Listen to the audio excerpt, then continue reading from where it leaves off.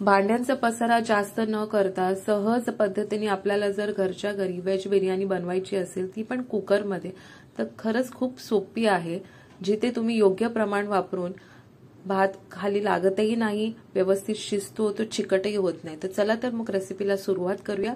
इथे मी एका कुकरमध्ये अर्धा कप तेल घेतलेलं आहे। एवढं कशाला, तर आपल्याला कांदे तळायचे आहेत। बऱ्याच मंडळींना तळलेले कांदे आवडत नाही बिर्याणीमध्ये, तर तसं तुमच्या बाबतीत असेल तर ही स्टेप तुम्ही स्किप करू शकतात। तर इथे मी व्यवस्थित भाजून घेतलंय। जेव्हा तेल कडकडीत गरम असेल तेव्हा आपल्याला कांदा भाजून घ्यायचा आहे। आता इथे मी सॉरी म्हणते, कारण का शेवटची जी प्रोसेस होती तळण्याची, तो व्हिडिओ माझा राहून गेला शूट करायचा, त्यामुळे मी इथे तो शेवटचा जेव्हा तळलेले मी कांदे काढलेले तुम्ही दाखवू नाही शकत। तर नंतर आपल्याला त्याच तेलामध्ये खडा मसाला टाकायचा आहे, जिथे आपण 2 ते 3 तमालपत्रे घेतलेली आहेत, 5 ते 6 काळी मिरी, 5 ते 6 हिरवी वेलची घेतलेली आहे, एक मोठी दालचिनीचा तुकडा आणि 4 ते 5 लवंगा घेतलेल्या आहेत। त्याचमध्ये 1 चमचा आपण जिरं घेतलेले, मोठा चमचा। त्यामध्ये आपल्याला 1 ते 2 हिरव्या मिरच्या कापून टाकायच्या आहेत उभ्या। नंतर 4 ते 5 मध्यम आकाराचे बारीक चिरलेले कांदे टाकायचे आहेत आणि ते व्यवस्थित भाजून घ्यायचे आहेत तेलावरती। व्यवस्थित तळून घेतलं की त्याच्यावरती आपल्याला 1 मोठा चमचा आलं लसणाची पेस्ट टाकायची आहे आणि ती पण व्यवस्थित मिक्स करून घ्यायची आहे सर्व। एकदा 1 ते 2 मिनिटं व्यवस्थित मिक्स केल्यानंतर त्याच्यामध्ये आपण ह्या भाज्या घेतलेल्या आहेत। इथे तुम्ही तुमच्या आवडीनुसार भाज्या घेऊ शकतात। इथे मी अर्धा कप वटाणे घेतलेले आहेत। त्यानंतर आपल्याला 2 मोठ्या आकाराचे बटाटे घेतलेले, जे आडवे मी चिरून टाकलेले आहेत। शक्यतो मोठ्या आकाराचेच भाज्या ठेवा, कारण शिजल्यानंतर त्याचे पूर्ण पीस अख्खे तुम्हाला भेटतात आणि एन्जॉय करू शकतात बिर्याणीमध्ये। त्यानंतर आपल्याला फ्लावर, फरसबी आणि गाजरचे मोठे तुकडे करून टाकायचे आहेत।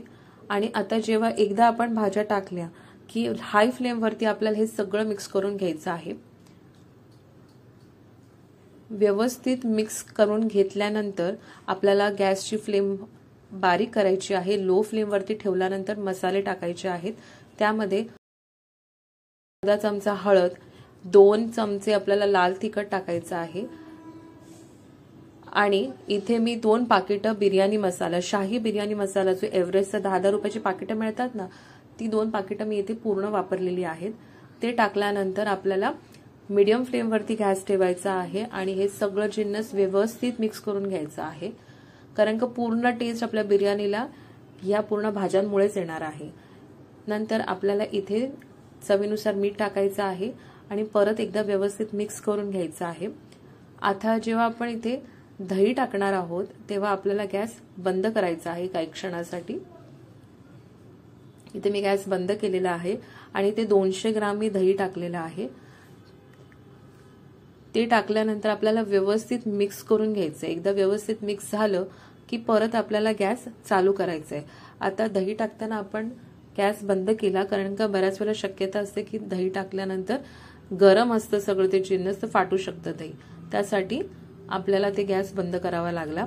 आता लो फ्लेमवरती आपल्याला परत हे सगळं व्यवस्थित मिक्स करून घ्यायचंय। एकदा घेतल्यानंतर आपल्याला थोडीशी कोथिंबीर, पुदिन्याची पानं, तळलेले कांदे दिसू शकतात तुम्हाला, हे टाकलेले आहेत। 1 ते 2 हिरव्या मिरच्या टाकलेल्या आहेत उभ्या चिरलेल्या आणि इथे मी 4 कप बासमती तांदूळ घेतलेले आहेत।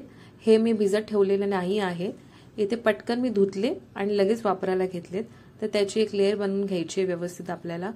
तुम्ही जर धुवून अर्धा तास बासमती तांदूळ ठेवत असाल तर तुम्ही एका शिटीमध्ये तुमची बिर्याणी होऊन जाईल। तर 4 कप किंवा 4 पेले जे प्रमाण तुम्ही घेणार त्याच प्रमाणात आपल्याला पाणी इथे वापरायचं आहे। तर त्याच्या आधी मी इथे परत एक लेयर केलेली आहे कोथिंबीर आणि पुदिन्याची। ती टाकल्यानंतर आपण ह्यावरती 4 पेलेला 8 पेले आपण पाणी टाकायचं आहे।